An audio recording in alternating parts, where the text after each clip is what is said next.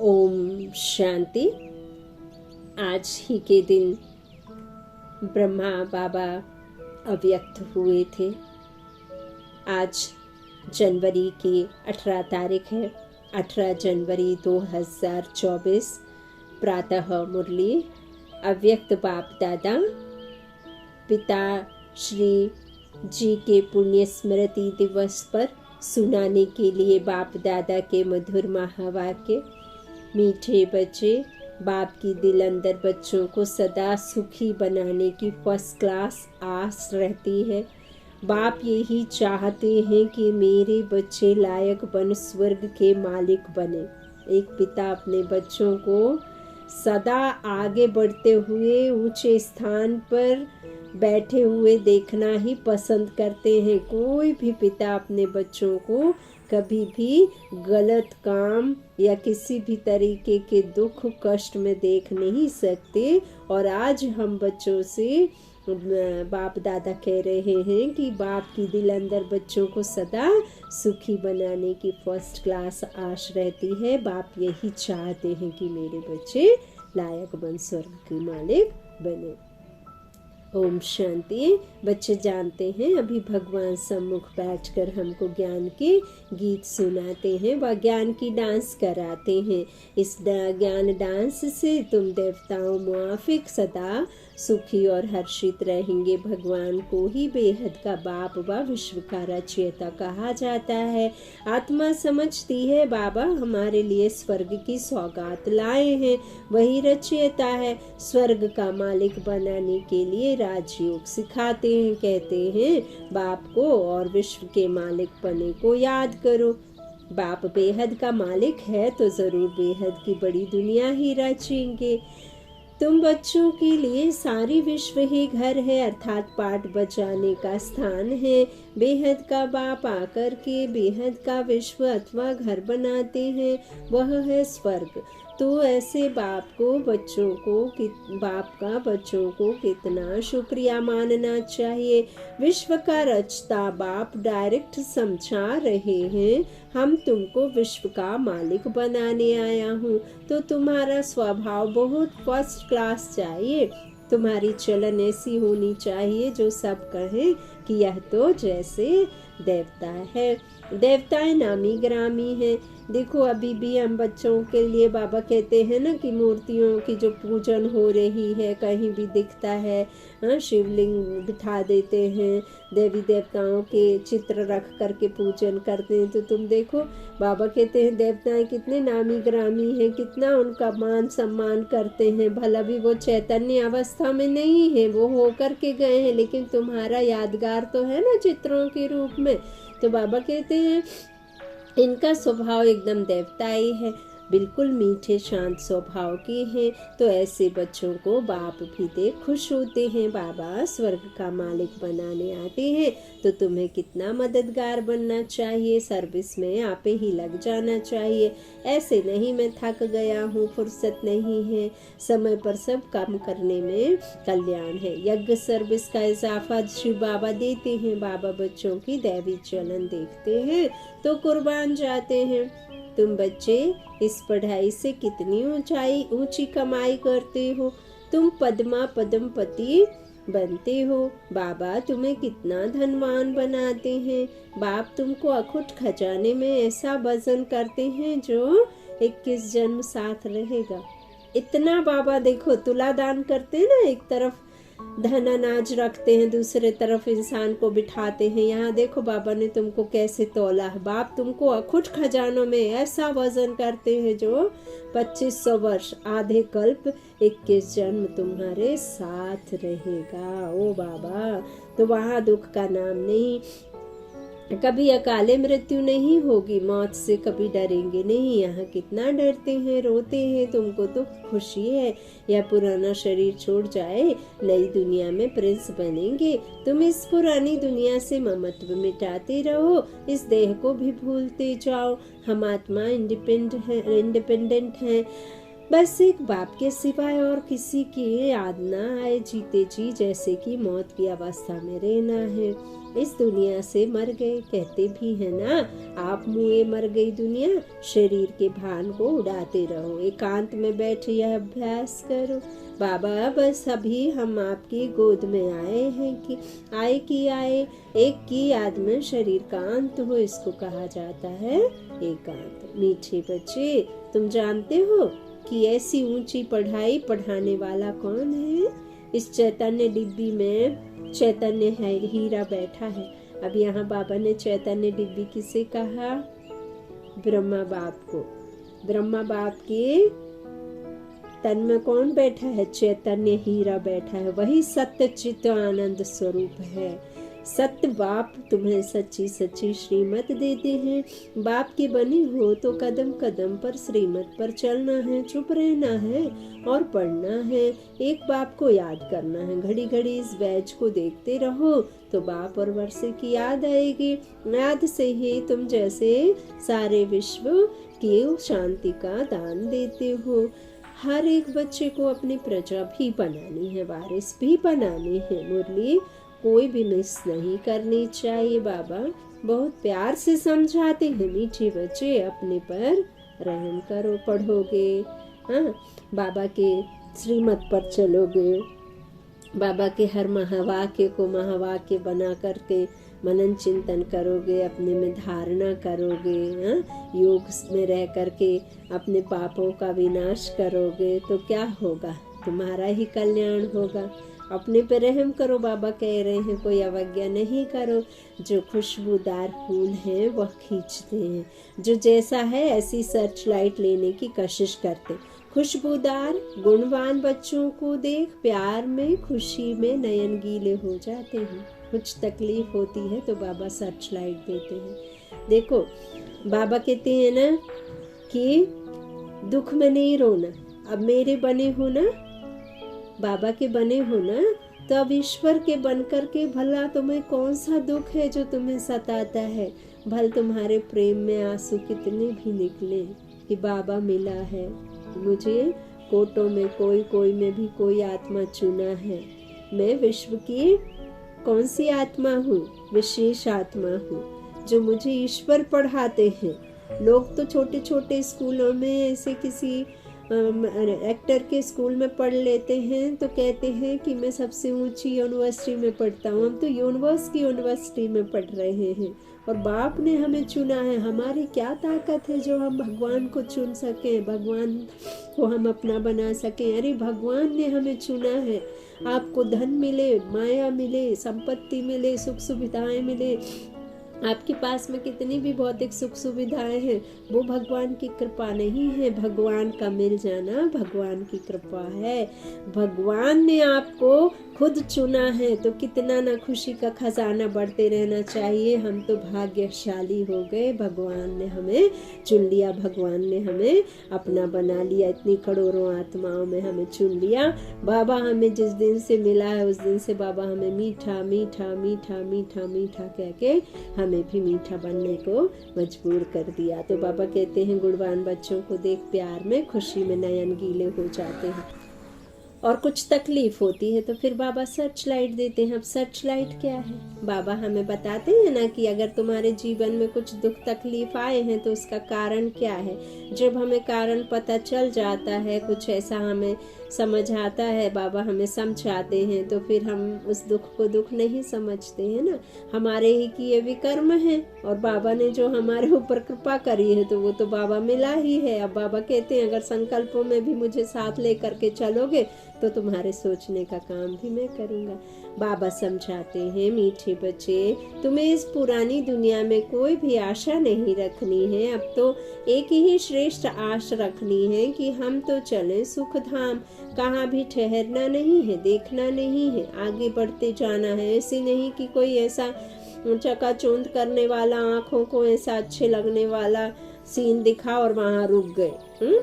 तो इस तरफ ही देखते रहो, जब तब ही अचल अडोल स्थिति स्थिर अवस्था रहेगी। अब यह दुनिया खत्म होनी ही है, इसकी बहुत सीरियस हालत है। इस समय सबसे अधिक गुस्सा प्रकृति को आता है, इसलिए सब खलास कर देती है। अब इस दुनिया में इतने पाप विकर्म, इतने विकार, इतना अधिक दुनिया की इस पृथ्वी माँ पर अत्याचार हो रहा है, क्या वो गिन गिन करके बदला नहीं लेगी? क्या वो माँ दुखी नहीं हो रही होगी? क्या वो माँ तकलीफ में नहीं है? हाँ, है ना। अब इतने 200-200 मंजिल का ऊपर बिल्डिंग खड़ा करते हैं, 1.5 क्या कहते हैं, इतना एक मंजिल का अंदर खोदते हैं जमीन के अंदर, उसको गर्मी से भर रहे हैं, एसी भर रहे। पहले एक गांव में एक कुआं होता था, उसी से पानी निकाल लिया जाता था। अब घर घर, हर घर में 10 कदम पर एक घर बांधा हुआ है, एक घर बना हुआ है, तो हर घर में जेट पंप है, नलकूप खोदे गए हैं हर जगह पर। ऐसे तो क्या जमीन का पानी तो उतना ही है, साधन उतने ही हैं, लेकिन जो खाने वाले, उसका इस्तेमाल करने वाले अधिक हो गए हैं, तो वो जमीन में कहाँ से आएगा? जब जितना एक में अनेक करते थे, लेकिन अब अनेक इंसान है, लेकिन उसके साधन उन्होंने इतने बना लिए हैं कि बेचारी जमीन के अंदर का जो पानी है उसे सुखा डाला है, और एक्स्ट्रा वेस्टेज भी है। तो बाबा कहते हैं इस तरह से अब कौन है गुस्से में? कौन है? प्रकृति। प्रकृति अभी अपना गुस्सा जोर से दिखाएगी, सारी पुरानी दुनिया को डुबो देगी। अर्थक्वेक में मकान आदि से सब गिर पड़ेंगे, अनेक प्रकार से मौत होंगे। यह सब ड्रामा का प्लान बना हुआ है, इसमें दोष किसी का भी नहीं है। विनाश तो होना ही है, इसलिए तुम्हें इससे बुद्धि का योग हटा देना है। जो भी, जैसा भी, जहाँ भी, जिस भी जगह से हो रहा है, जिस भी प्रकार से हो रहा है, नथिंग न्यू, हुआ सो हो रहा है। तो तुमने तो अपना सब कुछ इंश्योर कर दिया है, इसलिए तुम्हें किसी भी प्रकार की चिंता नहीं, तुम्हारा सब कुछ सफल हो रहा है। अब तुम कहेंगे वाह सतगुरु वाह, जिसने हमको यह रास्ता बताया, वाह तकदीर वाह, वाह ड्रामा वाह, तुम्हारे दिल से निकलना। शुक्रिया बाबा आपका, तो हमें 2 मुट्ठी चावल लेकर हमें सेफ्टी से भविष्य में 100 गुना रिटर्न देते हो।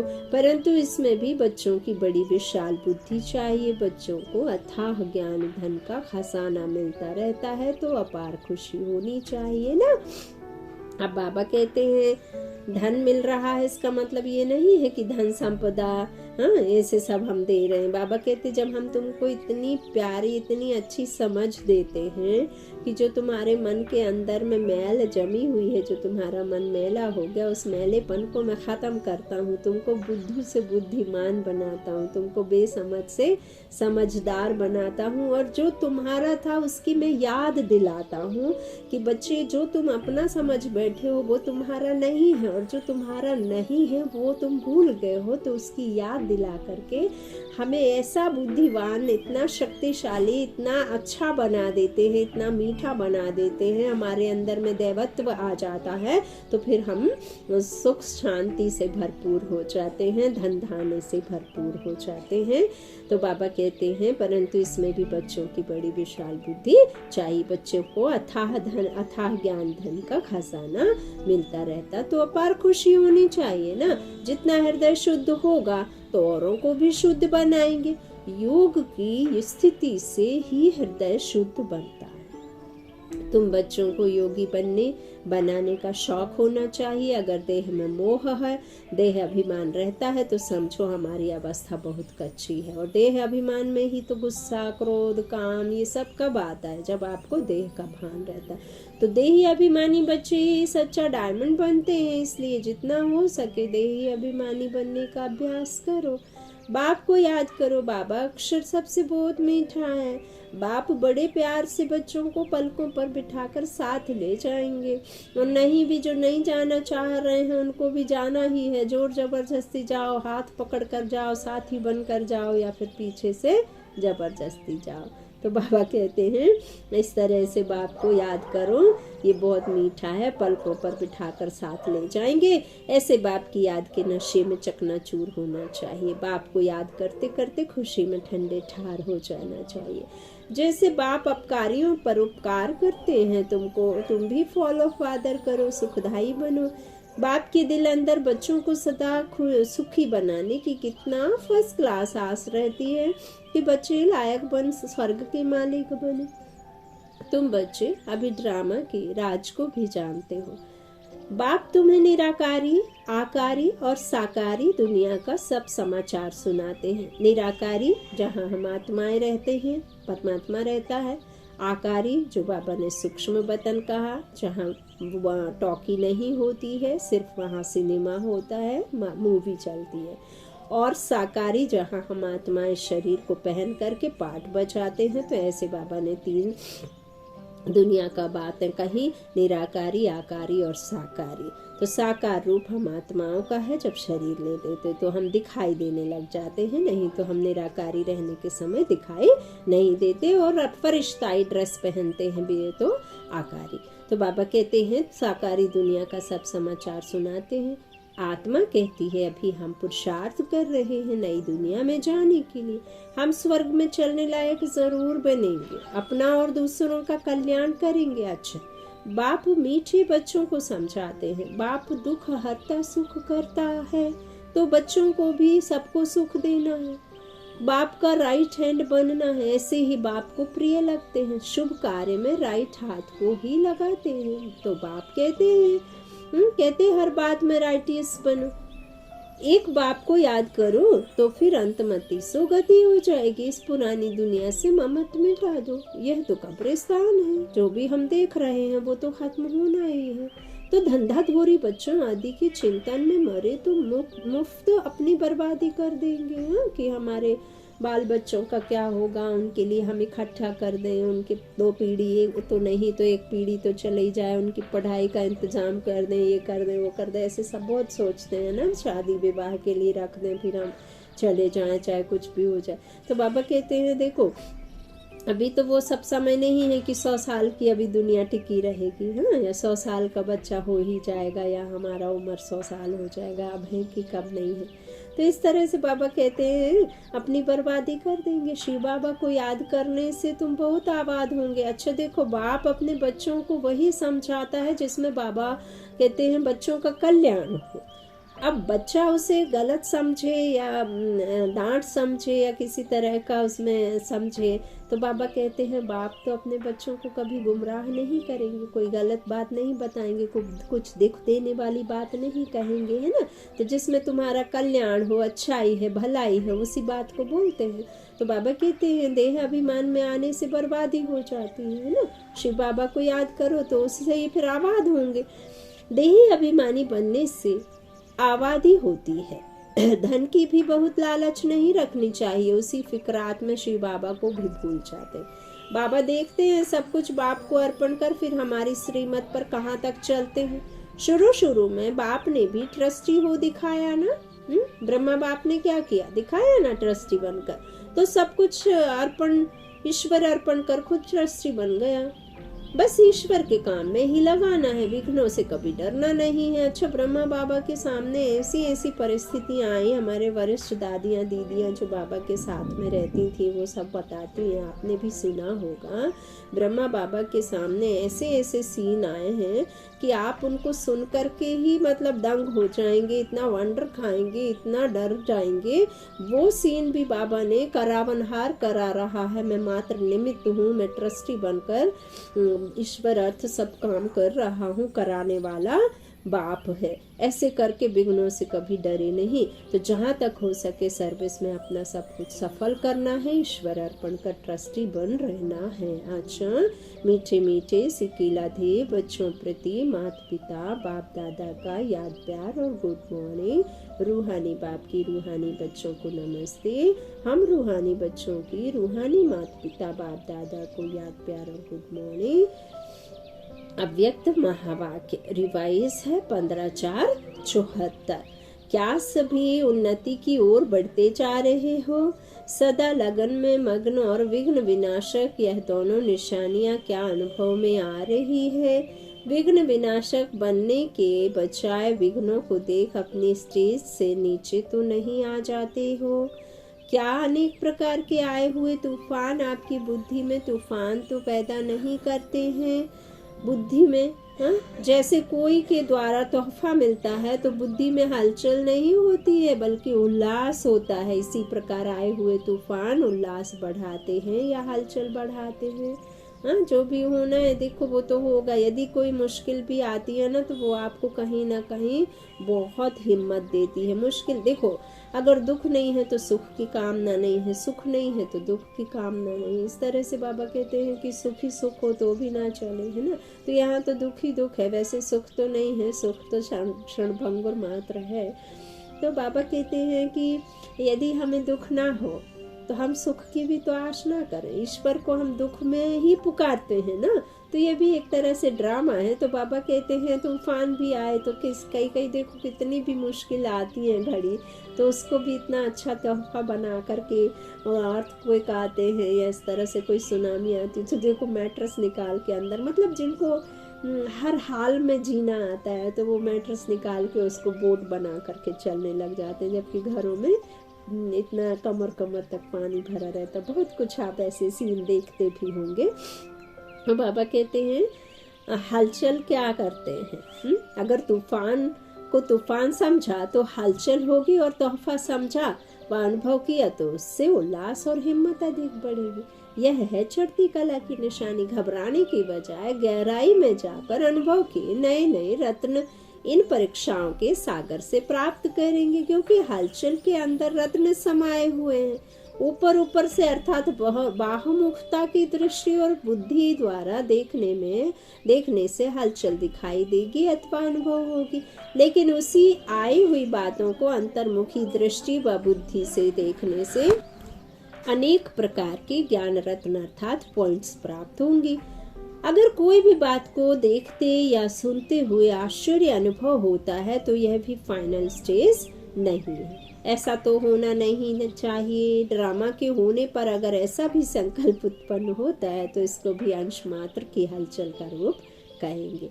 अब तक भी क्यों क्या का क्वेश्चन अगर उठता है तो इसका अर्थ है हलचल। जितना विघ्न आना आवश्यक है उतना विघ्न विनाशक स्थिति में रहना, यही हर्षित रहने का साधन है। नथिंग न्यू, यह है फाइनल स्टेज। यदि कोई भी हलचल का कर्तव्य करते हो व पाठ बचाते हो तो सागर समान ऊपर से हलचल भले ही दिखाई दे रही हो, अर्थात चाहे कर्मेंद्रियों की हलचल में आ रहे हो, लेकिन स्थिति नथिंग न्यू की।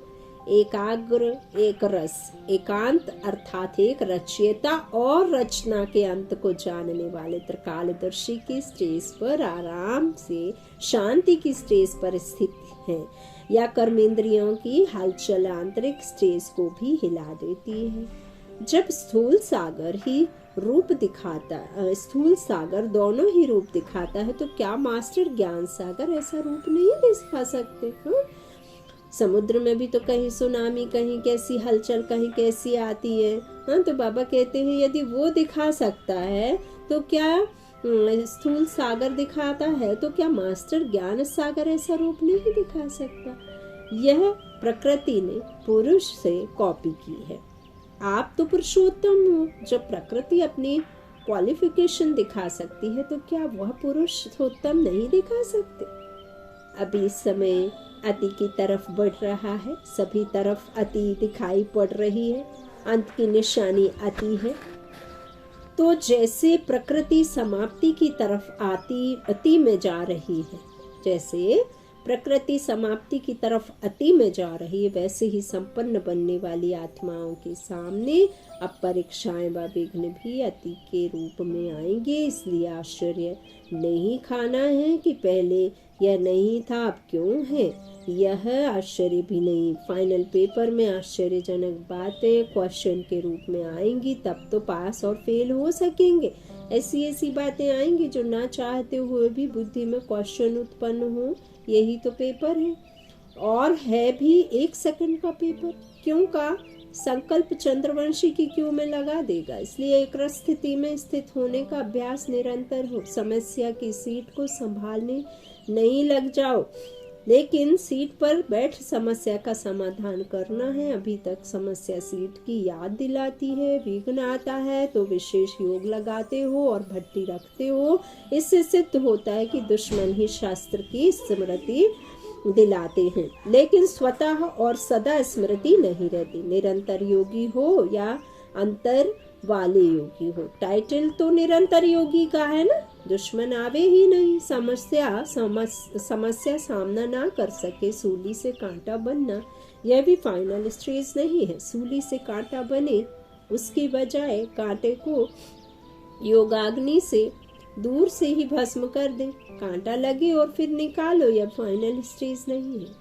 कांटे को अपनी संपूर्ण स्टेज से समाप्त कर देना, यह है फाइनल स्टेज।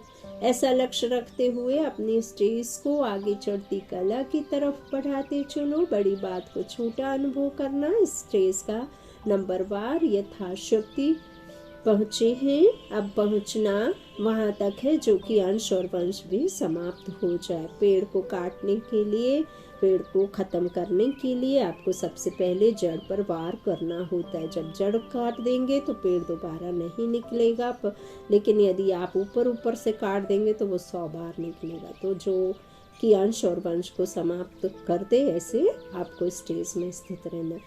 आप सभी हिम्मत, उल्लास और सर्व के सहयोगी सदा रहते हुए चल रहे हो ना। कलयुगी दुनिया को समाप्त करने के लिए व परिवर्तन के लिए, माया को विदाई देने के लिए संगठन अर्थात घेराव डाला हुआ है ना। मजबूत घेराव डाला हुआ है, या बीच बीच में कोई ढीले हो जाते हैं अथवा थक जाते या चलते फिरते रुक जाते हो। चलते चलते रुक जाते हैं, ना आगे बढ़ना ना पीछे हटना, जैसे कि वैसे रहना। यह पाठ तो पक्का नहीं करते हो। समय धक्का लगाएगा तो चल पड़ेंगे, ऐसा सोचकर जहाँ के तहाँ रुक तो नहीं गए हो। किसी प्रकार के सहारे का इंतजार करते हुए तो नहीं खड़े हो गए हो। ऐसी स्टेज वालों को क्या कहेंगे? क्या इसको ही अंगद की स्टेज समझते हो? अगर ऐसे रुक गए तो फिर लास्ट वाले फास्ट चले जाएंगे। जब भी पहाड़ों पर बर्फ गिरती है और जम जाती है तो रास्ते रुक जाते हैं। फिर उस बर्फ को गलाने के लिए व हटाने के लिए पुरुषार्थ करते हैं, मेहनत करते हैं कि नहीं। तो यहाँ भी अगर बर्फ के मुआफिक जम जाते हो तो इससे सिद्ध होता है कि योग अग्नि की कमी है। योग अग्नि को तेज करो तो रास्ता क्लियर हो जाएगा। मिली हुई हिम्मत और उल्लास के पॉइंट्स बुद्धि में दौड़ाओ तो रास्ता क्लियर हो जाएगा। पुरुषार्थ की गति में अंगद बनो, माया से हार खाने में अंगद नहीं बनो, बल्कि विजय बनने के लिए अंगद बनो। अच्छा, ऊंचते ऊंच बाप द्वारा पालना लेने वाले, विश्व की पालना करने वाले विष्णु कुल की श्रेष्ठ आत्माएं, प्रकृति को परिवर्तन करने वाली पुरुषोत्तम आत्माएं, विश्व के आगे साक्षात मूर्त प्रसिद्ध होने वाली आत्माएं, योगी तू आत्माओं के प्रति बाप दादा का याद प्यार और गुड मॉर्निंग। वरदान सेवा में रहते संपूर्णता की समीपता की अनुभूति करने वाले ब्रह्मा बाप के समान एग्जाम्पल भाव। जैसे ब्रह्मा बाप सेवा में रहते, समाचार सुनते, एकांतवासी बन जाते। 1 घंटे के समाचार को 5 मिनट में सार समझ बच्चों को खुश करके अपनी अंतर्मुखी एकांतवासी स्थिति का अनुभव करा देते थे। ऐसे फॉलो फादर करो। ब्रह्मा बाप ने कभी नहीं कहा कि मैं बहुत बिजी हूँ, लेकिन बच्चों के आगे एग्जाम्पल बने। ऐसे समय प्रमाण अभी इस अभ्यास की आवश्यकता है। दिल की लगन हो तो समय निकल आएगा और अनेकों के लिए एग्जाम्पल बन जाएंगे। हाँ, स्लोगन है हर कर्म में कर्म और योग का अनुभव होना ही कर्म योग है। हर कर्म में कर्म और योग का अनुभव होना ही कर्म योग है। अब व्यक्ति साइलेंस द्वारा डबल लाइट फरिश्ता स्थिति का अनुभव करो। सदा यही लक्ष्य याद रहे कि हमें बाप समान बनना है। तो जैसे बाप लाइट है वैसे डबल लाइट। औरों को देखते हो तो कमजोर होते हो, इसलिए सी फादर फॉलो फादर करो। उड़ती कला का श्रेष्ठ साधन सिर्फ एक शब्द है, सब कुछ तेरा। मेरा शब्द बदल तेरा कर दो। तेरा हूँ तो आत्मा लाइट है, और जब सब कुछ तेरा है तो लाइट मतलब हल्के बन गए। अच्छा, ओम शांति, ओम शांति।